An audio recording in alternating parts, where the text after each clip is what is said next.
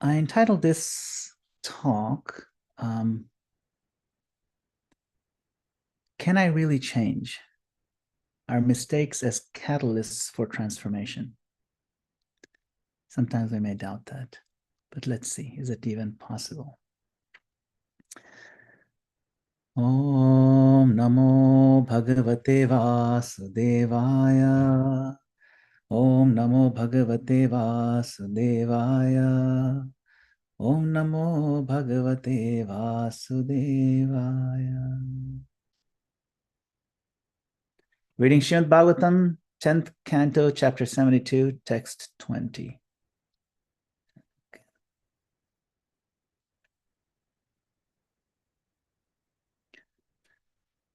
Yo nityena sharirena satam geyam yasho dhruvam nachinoti swayam kalpa savacha shocha evasa. He is indeed to be censured and pitied, who, although able to do so, fails to achieve with his temporary body the lasting fame glorified by great saints. Text 21. Harishchandro ranti deva unchavritti shibir bali vyada kapoto bahavo yadruvena dhruvam gata. Harishchandra, Rantideva, Unchavritti Mudgala, Shibi, Bali, the legendary hunter and pigeon, and many others have attained the permanent by means of the impermanent. Purport by followers of His Divine Grace A.C. Bhaktivedanta Swami Srila Prabhupada Ki Jai. Here Lord Krishna and the two Pandavas are pointing out to Jarasandha that one can use the temporary material body to achieve a permanent situation in life. Because Jarasandha was a materialist, they appealed to his natural interest in the heavenly planets, where life lasts so long that it appears permanent to people on earth. Srila Sridhar Swami briefly summarizes the history of the personalities mentioned in this verse. To pay off his debts to Vishwamitra, Harishchandra sold everything he had, including his wife and children. Yet, even after attaining the status of a Chandala, he did not become discouraged. Thus, he went to heaven together with all the inhabitants of Ayodhya. Rantideva, after going without even water for 48 days, somehow obtained some food and water, but then some beggars came and he gave it all away to them. In this way, he attained Brahmaloka. Mudgala followed the practice of gathering grains left behind in the fields after the harvest.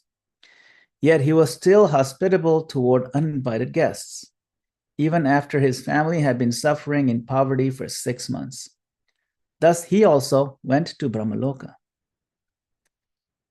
To protect a pigeon who had taken shelter of him, King Shibi gave his own flesh to a hawk and attained heaven.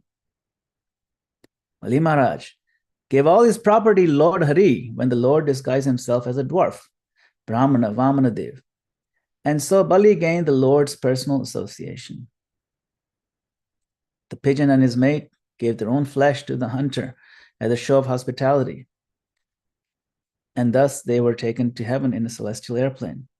When the hunter understood their situation in the mode of goodness, he also became renounced, and thus he gave up hunting and went off to perform severe austerities.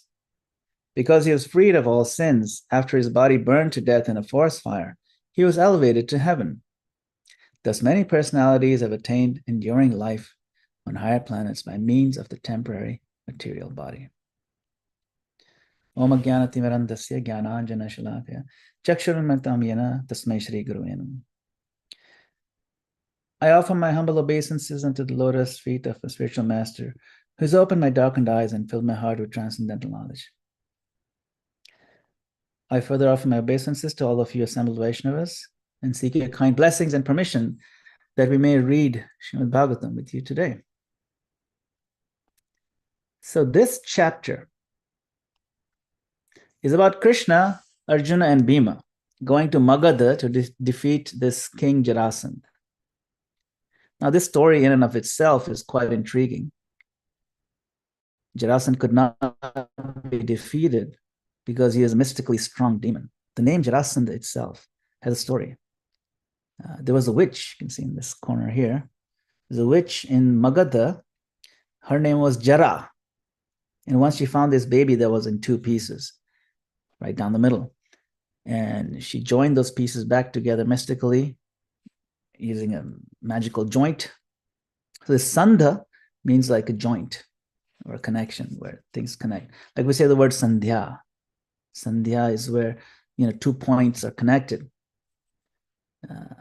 Like when there's a day transitioning to the night, that Sandhya is called the evening. So like that.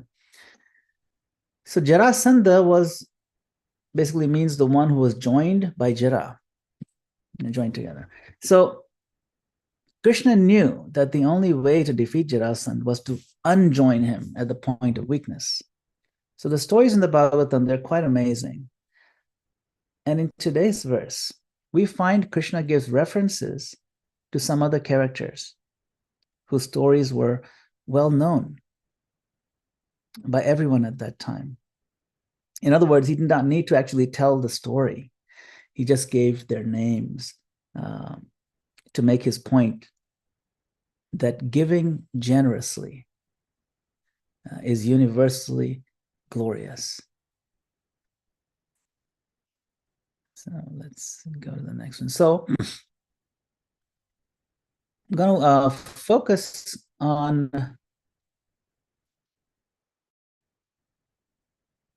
this one story, the first name that Krishna mentioned. It's not very commonly told, although I've heard it several times, the story, different variations of it. But Krishna mentioned his name, Harishchandra. So Harishchandra was a pious king. He was born in the lineage of Ikshvaku Vansh. Ikshvaku Vansh is the lineage of Lord Ram. Ikshvaku is also mentioned in Bhagavad Gita.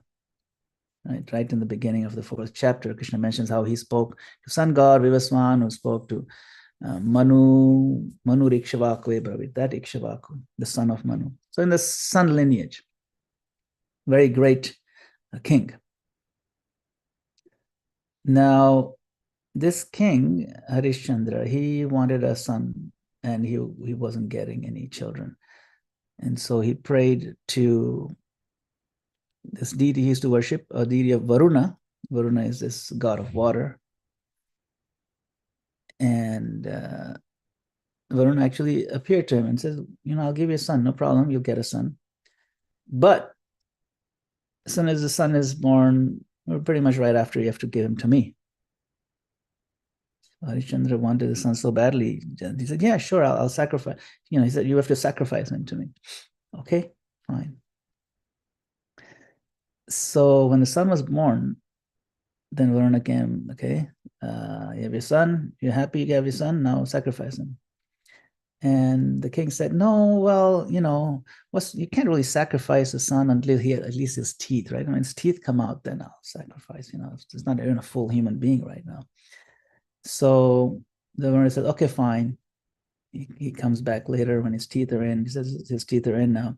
He said, yeah, but these are just a temporary teeth. I got to wait for the next set of teeth to come in. These teeth are just going to fall out anyway.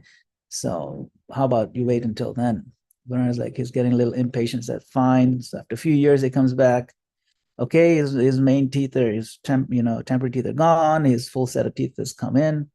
How about now? And he kept making excuses like this. And Varuna was just exasperated. And he said, you have to give me your son. And then Harishchandra said, well, my son found out that I was going to sacrifice him, so he ran away. And it's true, his son Rohit actually ran away, and I can't find him anywhere. So Varuna was so upset, he just walked out. It's like, I don't know what to do with you. You're a deceitful man who doesn't keep his word. you are not eligible to be considered in the lineage of Ikshvaku Vansha, this Raghuvansh, who are known to give their word. Where is your honor? Why? How are you taking this deception? And so this king developed dropsy. It's a disease where stomach becomes really big. It's very painful. And what happened then? After a while, he was very morose. His son came back, and his son felt sorry for him. And then the king said, "Look, I really wish I'd not deceived Varuna." So he prayed to Varuna again. Varuna came back, and he saw how much this king is suffering, and he said, "This is your karmic reaction for being deceitful." And the king said, "No, you know what? I'm sorry, I should not have done it. Here, you can have my son." And Varuna said, "No, you know what? You've suffered enough this disease. You keep your son. It's no problem. In fact, I'm pleased. I can just see you have strong determination. You've made up your mind never be deceitful again. And so I'm going to cure you of your disease." And so he blessed him, and he kept his son, and everything was very nice. Now, one day in the court of Indra, Indra is asking, "Hey, are there any honest and truthful men who are free from deceit in this world on earth?" I don't think so. At that point, sage Vashishta, he told Indra, no, there is one man. It's King Harishchandra. Now, Indra had heard the story of Varuna and all that, and he said, "No way, Harishchandra. He went back on his word. He cheated Varuna. He didn't fulfill his promise." And to this, the sage Vashishta replied, "Look, every sinner has a future. Every sage has a past. So Harishchandra has actually like with great determination, given up all deceitfulness. He's a pure and honest man now. And I can be so confident saying that if I'm proven wrong, I will open my jata, my locks of hair, and I'll walk around without any clothes on." That's how confident I am that he's a pure-hearted, honest person. Now, when all this discussion was going on, separately, Narada was talking to Vishwamitra. So, Vishwamitra is a very famous angry sage. And Narada challenged Vishwamitra. He said, "Do you think Vishwamitra, this Harishchandra, will be able to keep his vow of truthfulness?" And Vishwamitra told Narada, "Hey, look, if King Harishchandra can maintain his vow of truthfulness, I will give him half of all my pious credits that I've accumulated through my tapasya in my whole life. And on top of that, I will give him a blessing that he'll become a renowned king." So Vishwamitra and Indra and all the others are set out to prove that it's possible to corrupt Harishchandra. So it started out like this. So Vishwamitra sent some of his followers to the king, Harishchandra, and told him, "There's this sacrifice you have to do. The Bahu Savarna Yagya." And that is very qualified to it. Now, Harishchandra knew what the sacrifice is about. And he made the promise that he will conduct the sacrifice. So one of the conditions was that the king has to distribute large amounts of wealth after the sacrifice. And he has to give away whatever anyone asks for. Any Brahmana asks for anything, even if it's very painful to give it, he has to give it. Otherwise, sacrifice won't be complete. And so at the end of the sacrifice, he gave away much wealth and food and cows, the poor, the needy, and all the Brahmanas. And everybody is really pleased. Except, of course, Vishwamitra. Vishwamitra wanted to test the king to see how far he'll go. So he approached the king. And he said that I want the amount of wealth that when a man stands on the back of an elephant and tosses a coin up to a certain height, I want a pile of gold and jewels that high.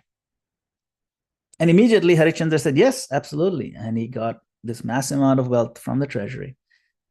He piled it up right in front of Vishwamitra and said, "This is all yours."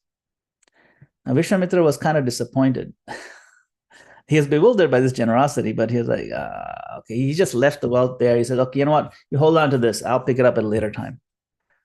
So Harishchandra won this round of tests.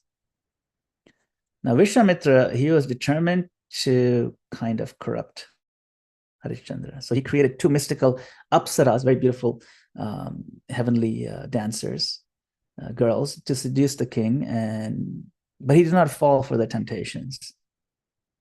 And he refused their proposal that he marry them, accept them as his wives. So this is another defeat for Vishwamitra. Then Vishwamitra sent some mystical animals, like dangerous animals, into his kingdom to harass his people. Harishchandra, as his duty, was to fight these animals, and he was fighting them out, drove them out of the town. Into the forest, he went fighting. And in the forest, he came across this ashram of the sage, Vishwamitra ashram. And now the sage was very angry because he kept getting defeated. And he shouted at the king that, oh, you killed my animals and you turned down these two girls, and what's going on? You're really, really bad. So to placate his anger, the king said, you know what? I'm so sorry. But to apologize, I'm going to give you my whole kingdom. And so he took the sage back to the kingdom in front of everybody. He signed off, and his whole kingdom now belongs to sage Vishwamitra. After handing it over, the sage said, well, that means everything you own, including your jewels, give me all that. So he gave him all the jewels, and he was put out of the kingdom. Then as he was heading out, Vishwamitra said, hey, by the way, you need to give me that pile of wealth that I left in your safekeeping. Like, wait, I've given you everything now, the kingdom. No, but the other pile of wealth but it's within the kingdom. I don't care. I don't want to hear anything. I want the other pile of wealth. So now he was in debt. He had no money. It's just him, his wife, and his son. He didn't have any jewels even on his own body. So the king went to Kashi. Kashi is Varanasi, Banaras. And he thought he'll work, he'll collect some of money and worked in, he'll get a loan, worked in, and repaid, and this way he can pay off Vishwamitra. So Vishwamitra said, fine, you can do that. But even while that was happening, Vishwamitra created so many troubles for them, and they suffered great amount of trauma. So when they reached Banaras, they went to the temple of Lord Shiva, Vishweshwar, and praying, how will we clear our debts? And his wife Taramati, she suggested, why don't you sell me? You can sell me and our son to servitude. We can become slaves of somebody. And this way you can start paying the debt back. And this Harishchandra was shocked. He could not even think of doing this, but she insisted.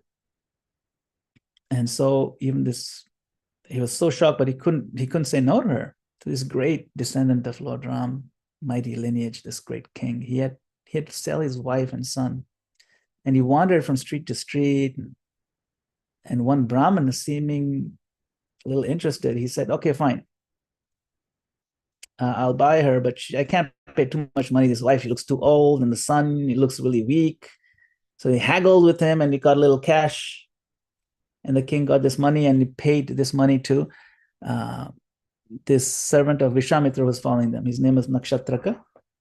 And he said, okay, so you can take this money, give it back to Vishwamitra. Of course, this didn't quite clear the whole loan. There's still a large part of the cash remained unpaid.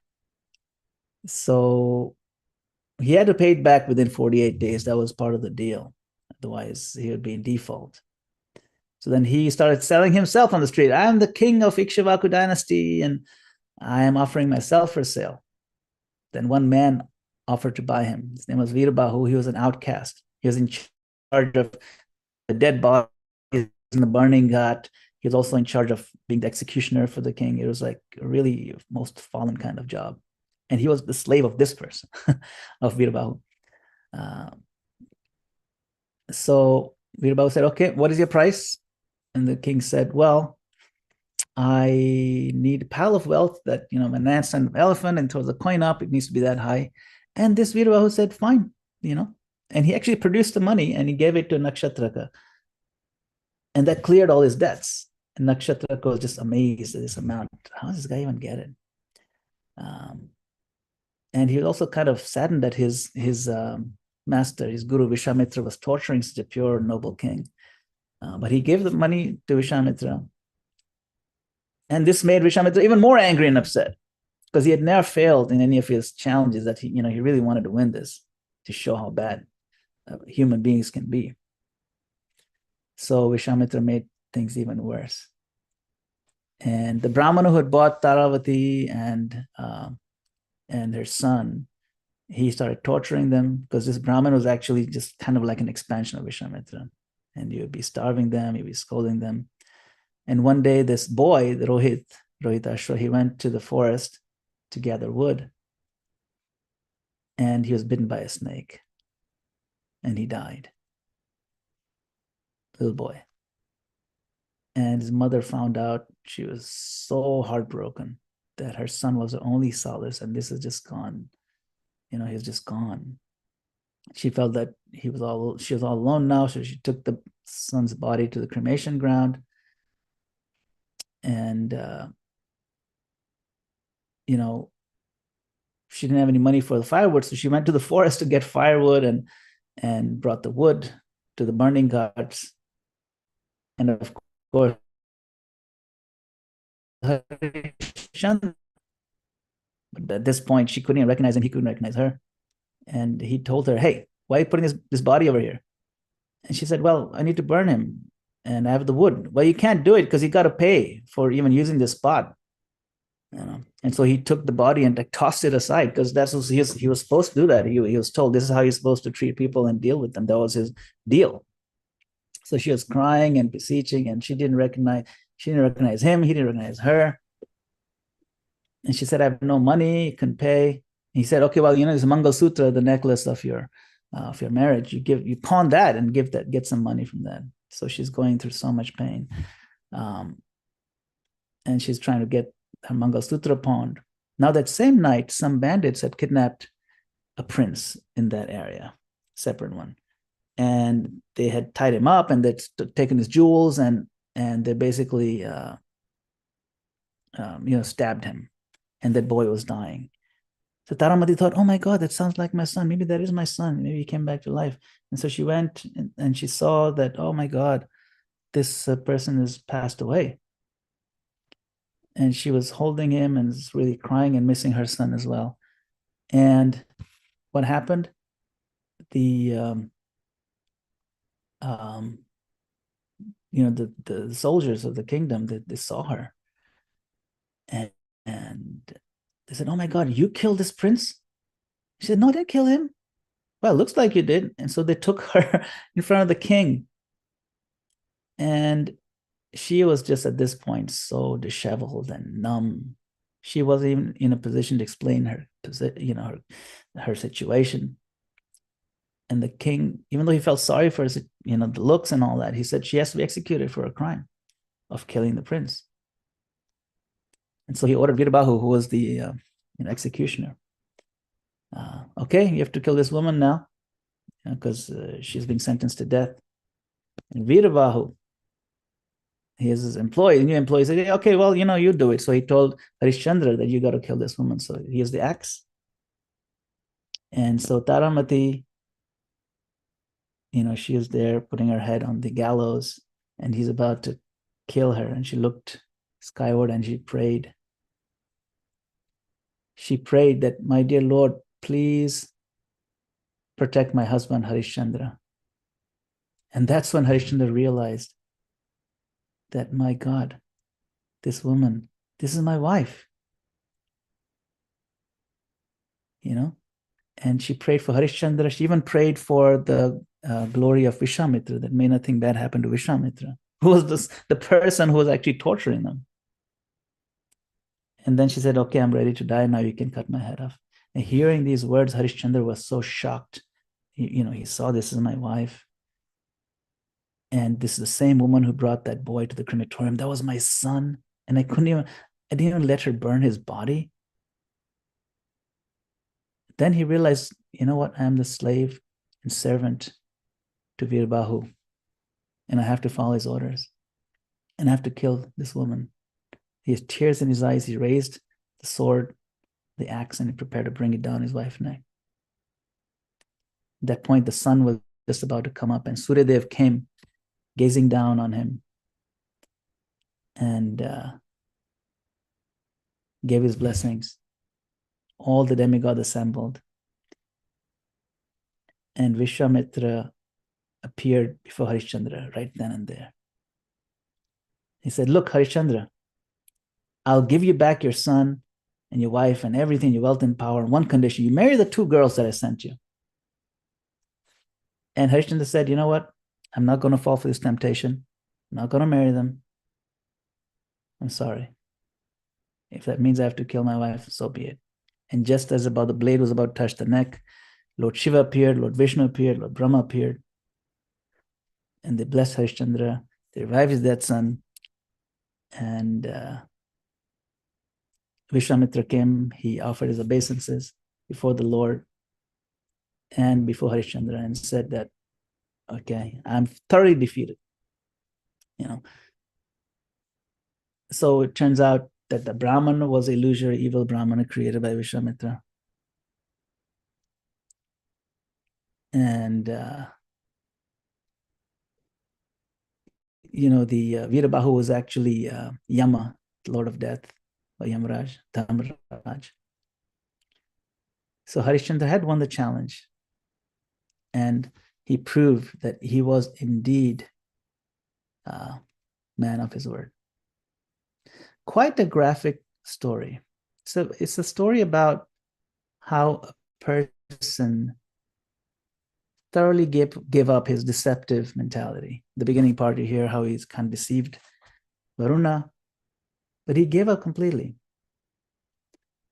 So for anyone to abandon this, this quality of being deceptive is a monumental accomplishment. A person who's thoroughly honest is known as sadhu. In the Bhagavatam verse, it says, Srinvanti Gayanti Grananti Sadhava. That these literatures are accepted by those who are thoroughly honest. Krishna also accepts this. He explained this word sadhu in Bhagavad Gita 9:30. He says, Sadhureva samantavya. That even though apiche sudaracharo, even if somebody does something very abominable, but if he's rightly situated in his determination, then he's considered to be sadhu. So this deception, when we come out of it, that is a big win. In fact, that is the biggest project. When the material creation takes place, do you know what is the foundational ingredient? Like in a building, when you're building a concrete building, the foundation is made of stones and concrete, and they put these drivers of steel in it. It's extremely strong. It's what keeps the building standing. The material creation we read in the Bhagavatam, one of the foundational ingredients is self-deception. Yes. Self-deception is what this entire cosmic manifestation is standing on.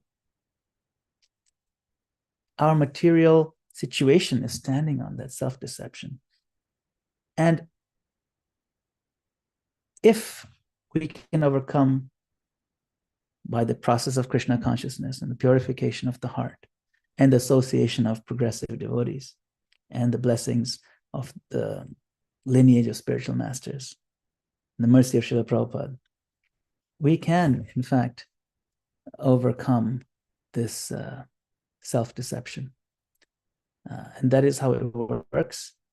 We can even become purified to the point where nothing matters anymore other than Krishna. So that is the takeaway from today's story. Krishna mentioned this story, just the name, one word, Harishchandra, but it is so famously known. I mean, I just gave a very short version of it. There's a lot more tragic and graphic details in the story. It's found in many Puranas, Markandeya Purana. It's also found in Mahabharata, the story. If anybody who's known to be truthful and honest, he says, oh yeah, he's a Harishchandra, so that's how famous he is.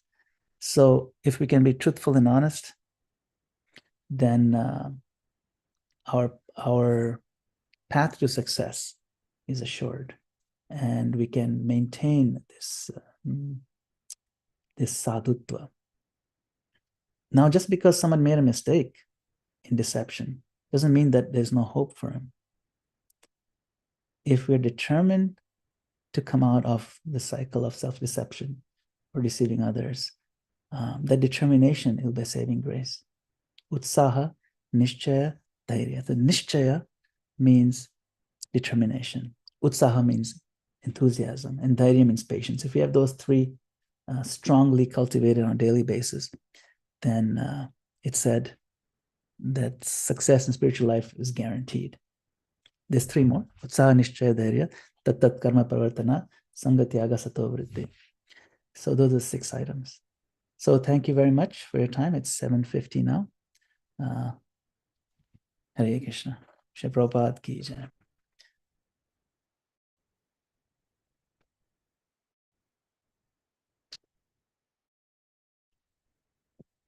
Hare Krishna, I have a question. Hand is up. I have a question. Okay. Who is speaking? I'm not seeing this. Krishna Kumari. All right. Okay. Yeah. William, Jamana Jay, and Vanisha had their hands up. But go ahead. Why don't you go ahead, Krishna Kumari? That's good. Oh, so sorry. I didn't see the hands. I have a question about this part about the debt. I've heard in the Christian lineage, nobody was ever supposed to lend money and have them have to pay back interest. So I was just wondering if there was any message in this tale about how we are today in this world with the whole banking system and what the message is with that. So it's a good point. There's a reason why in the Christian and Abrahamic traditions, and even in the Vedic tradition, it is considered sinful to charge interest. There's a word for it. It's called usury. Usury, U-S-U-R-Y. And the reason why it's considered sinful, whether Islamic or Hindu background, Vedic or Christian, is because it's that's how people prey on people's vulnerabilities. That's why bankers are universally detested for doing that. Even today, there's protests outside banks. I work for a bank, and this protest I see outside there. It's the whole system is really bad. So, and this is an example of how someone who's in debt can be driven to such extreme misery. So that's the point for that. It is all connected. Thank you for bringing that up. Okay. Yes, William, Prabhu, go ahead.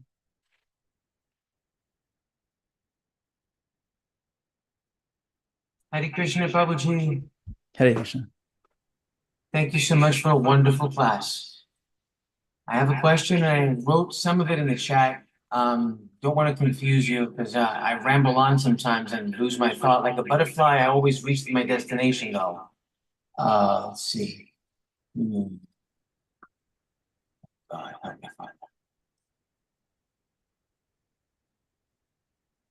Okay. So in 1 Corinthians chapter 9, verse 27, the Apostle Paul's writing to the Corinthians. He says, I pummel my body and lead it as a slave, so that I may not be disqualified. I see a connection with Krishna's writings, where we're fighting Maya every day, but Maya is not evil. Maya is she's a friend. She's trying to help us reach Godhead. It's my belief. I shouldn't say it's my belief. Hold on.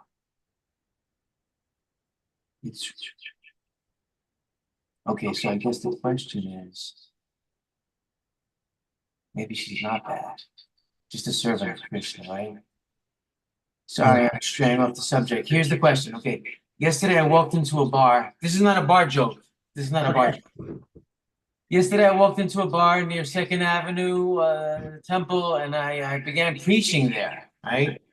And the owner of the bar respectfully said, come back anytime. I got you. Don't worry about it.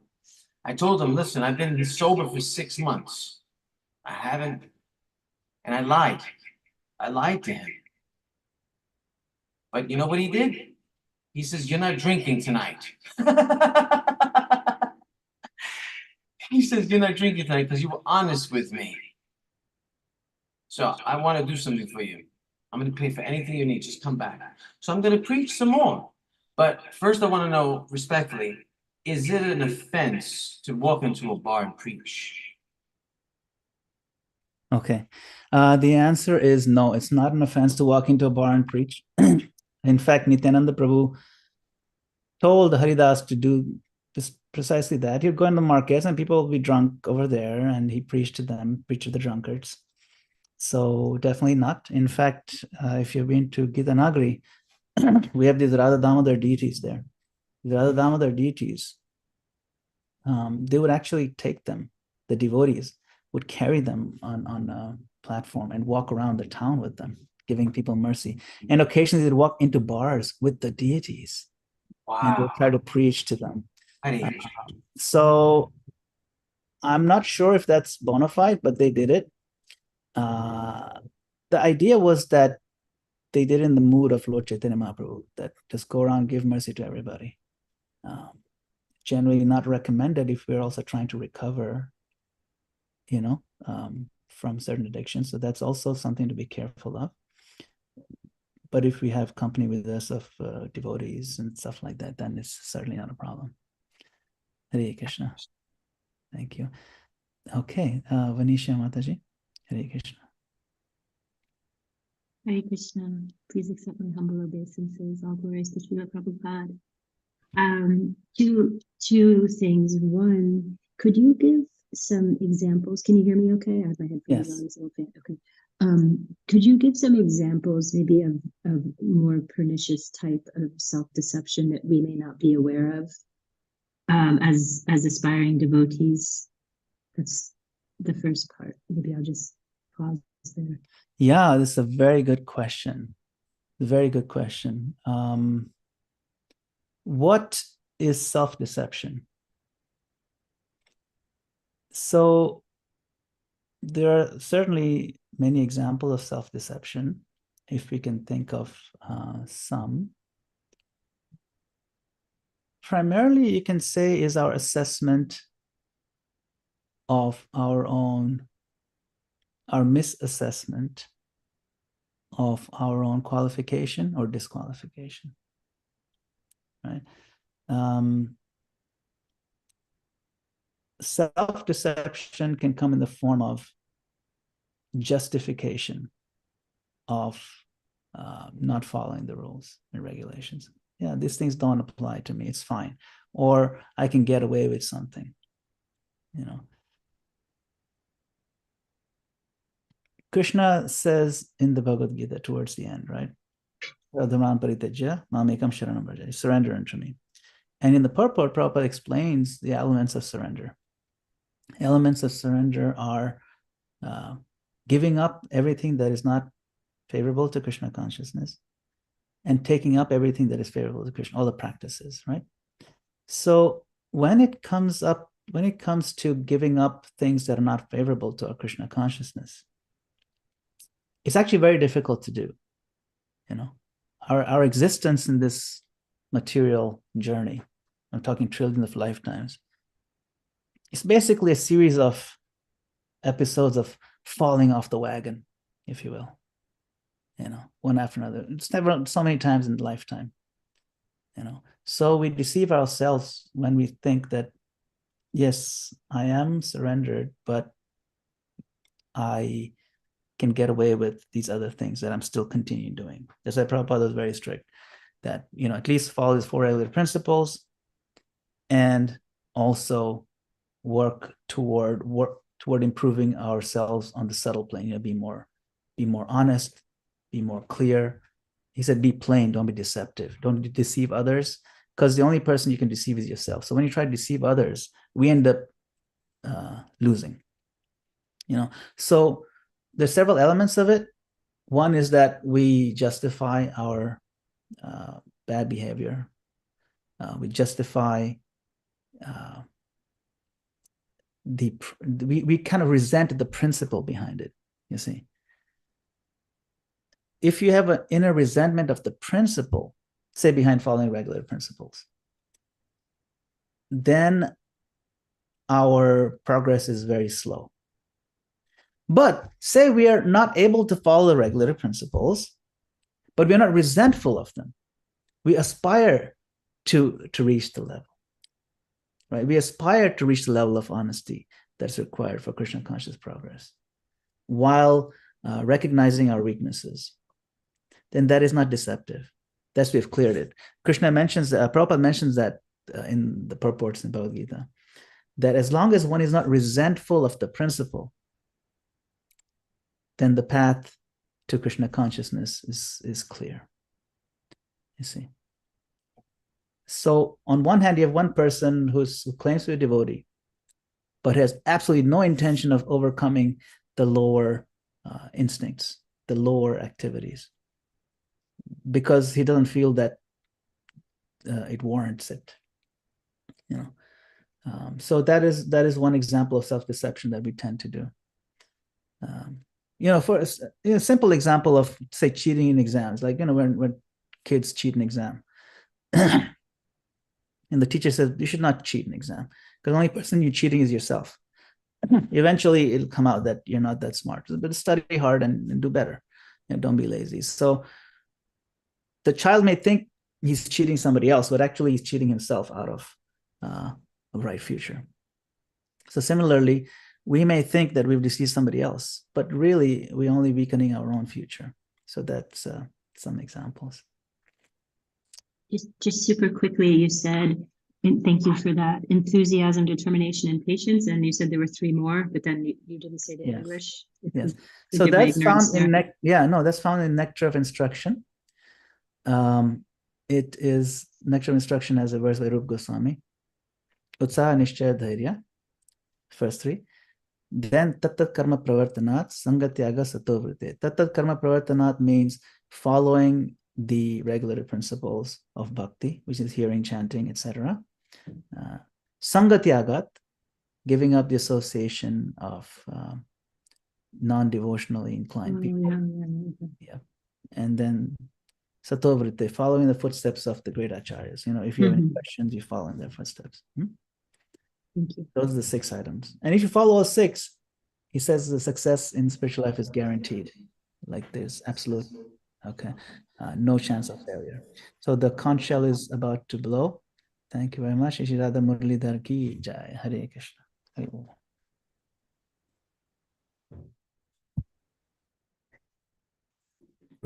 Receive the Lord. Hare Krishna.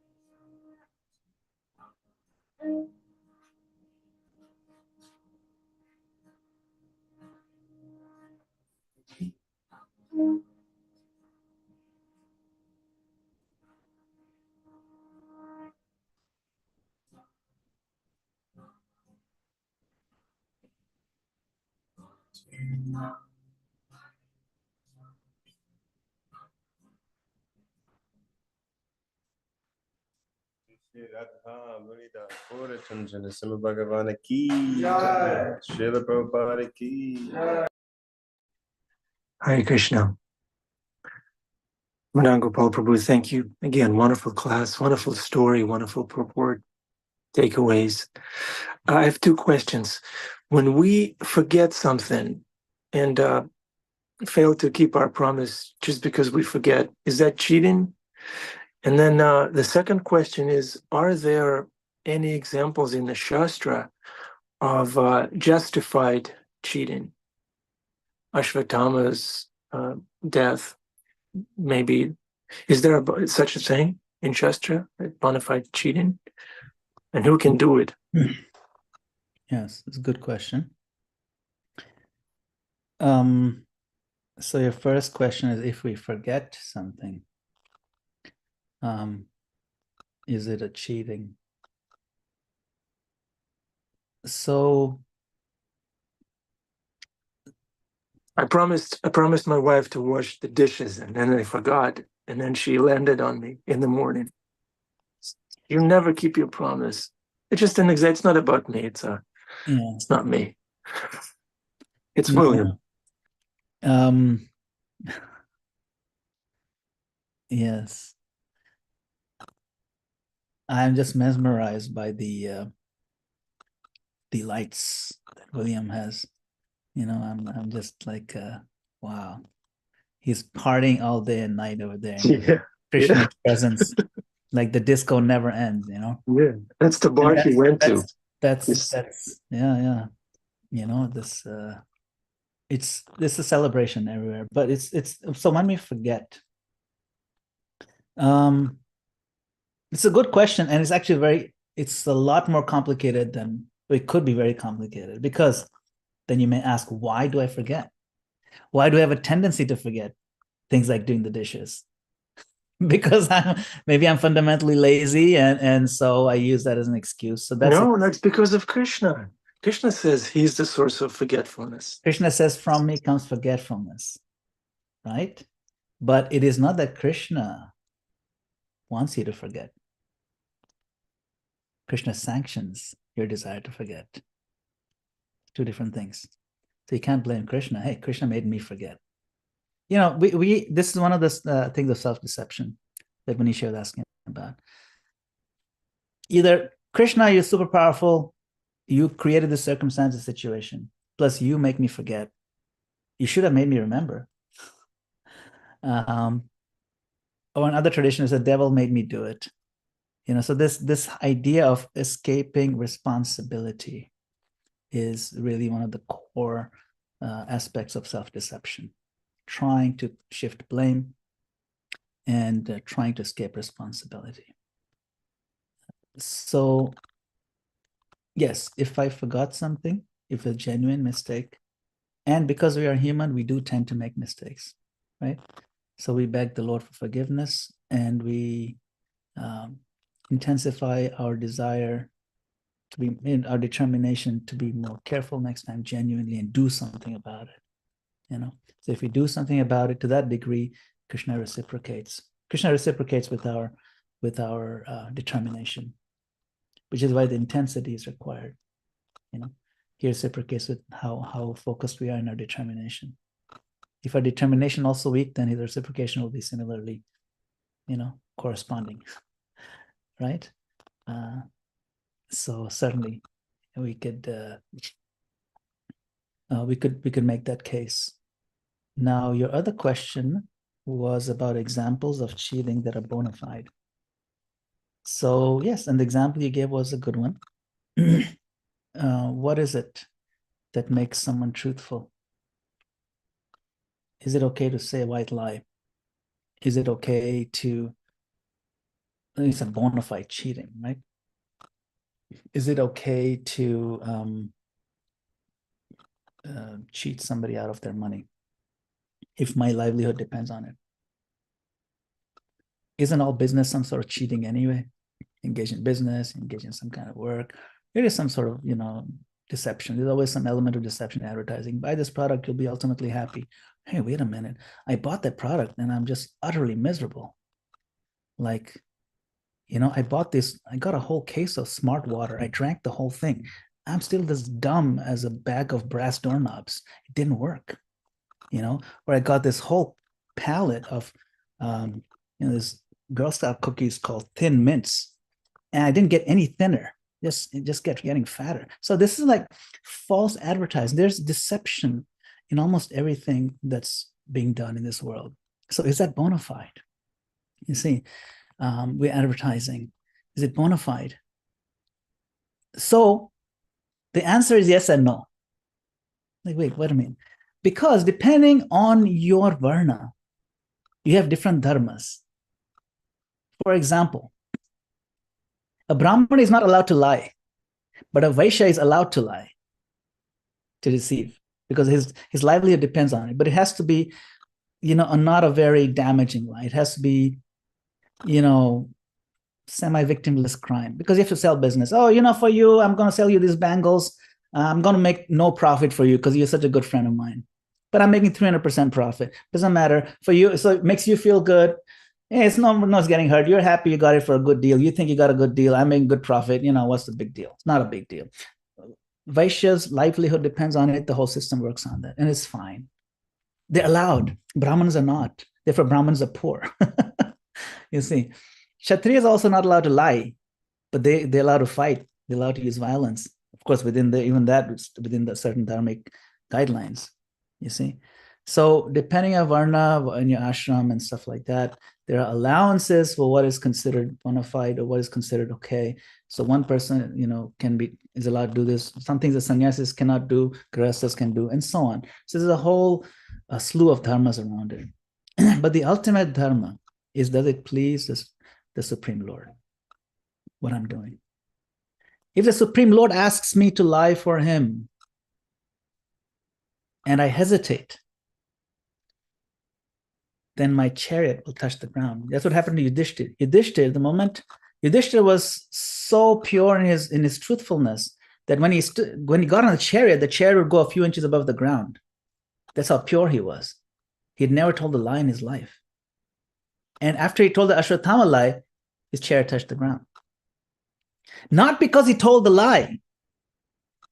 His chariot touched the ground because he hesitated when Krishna told him to tell a lie, and he didn't do it right away. He doubted Krishna. That's the reason, you see. So the point is that if we do something that's pleasing to Krishna, of course, it has to be within reason. It has to be within the guideline of the spiritual master.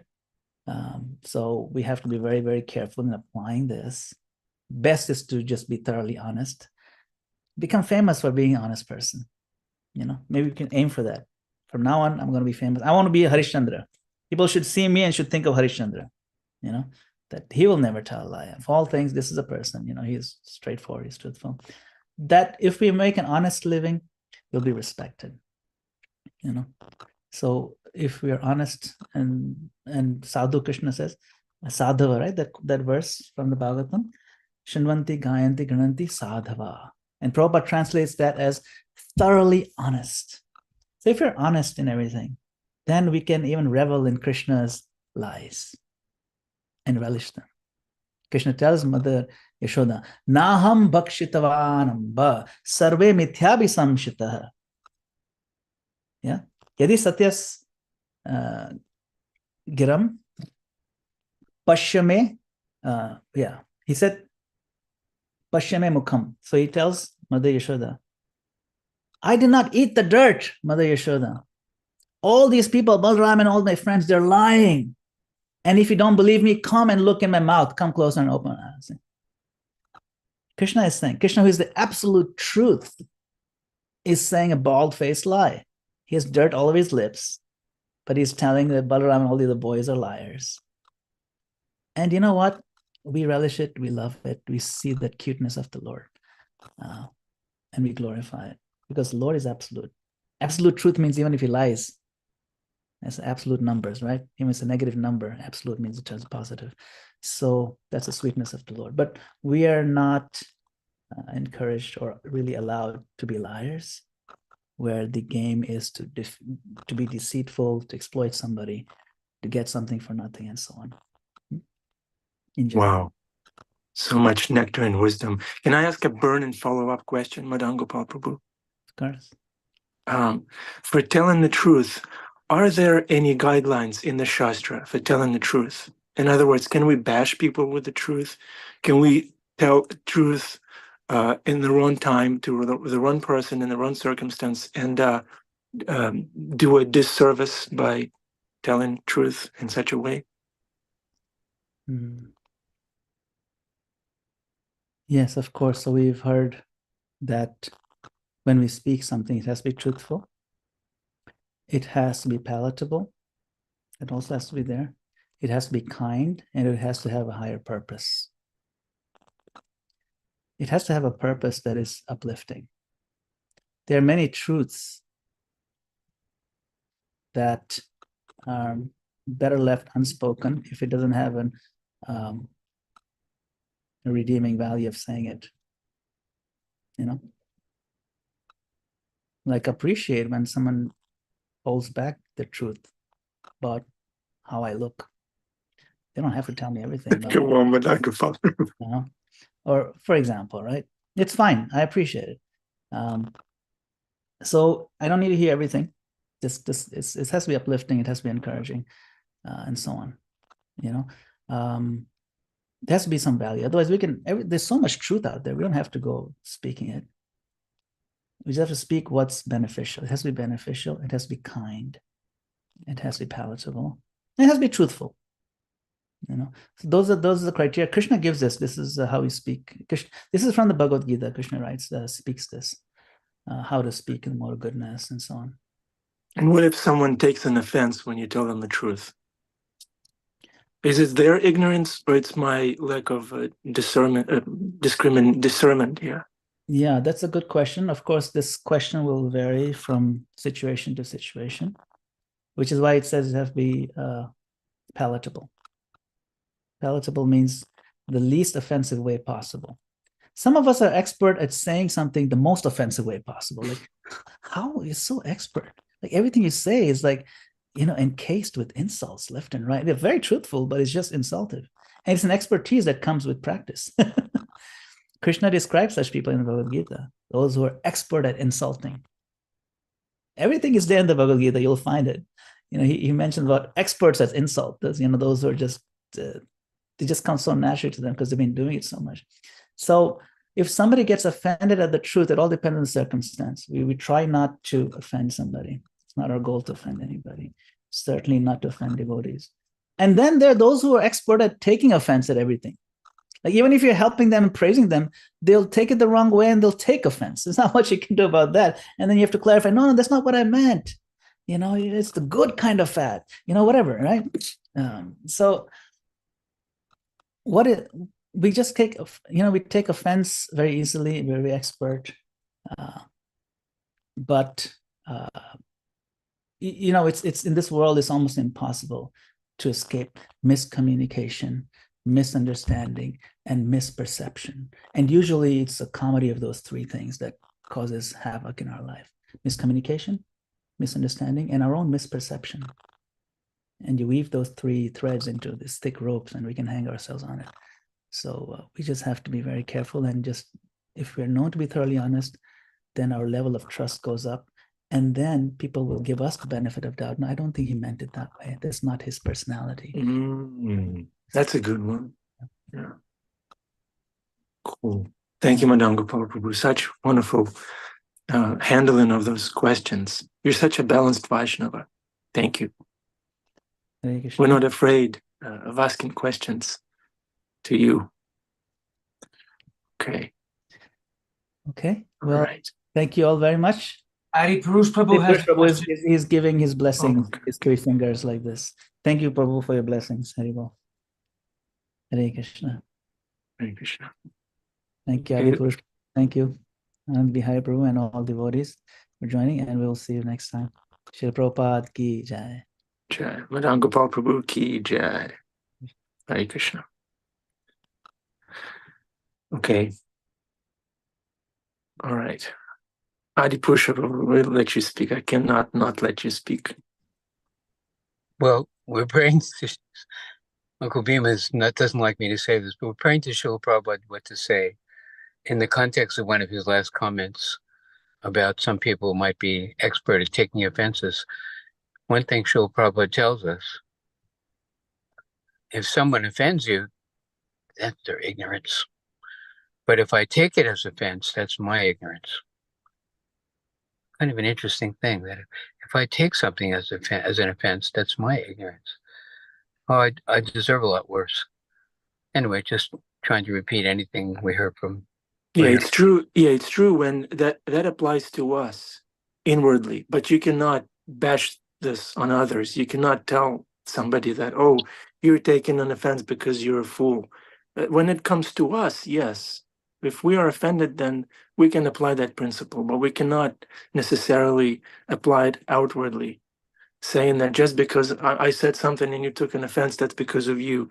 It's the other way around. We should always take the blame. I must have said something, in a harsh way. I must have distorted the truth. So it's a valid principle, but it applies inwardly.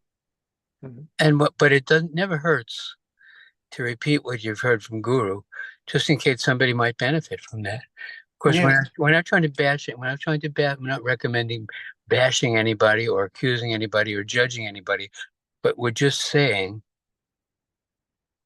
what we heard from Guru. Not saying it applies to the person I'm talking to, but it might apply. When I heard that, it's helped me a lot. So I said, well, Prabhupada's gift to us is to tell us what Scripture says. Prabhu, can you please put the is it in the Bhagavatam or the Srimad Bhagavad Gita? Or can you put a link toward one of Prabhupada's classes where he says it? Look it up on the database. I don't have that Hare Krishna. at my fingertips. Haribol. I've directly heard, I can tell you, I've directly heard Srila Prabhupada say that in class. If someone offends me, that's their ignorance. But if I take it as offense, that's my ignorance. And I was thinking, wow, thank you, Prabhupada. Okay, I have to go here. Hare Krishna. Thank you, Wait. Quick question. So if we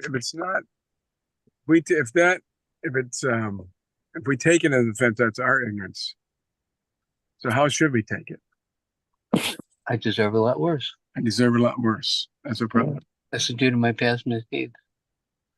Tate Nukampam Shushamikshimano Bajana Eva Makritam Rinbagupabur Virham Namaste Jiveti Mukti Sade Sadayabak. Wow, you said the whole thing. Wow. What's the translation, Adi Pusha?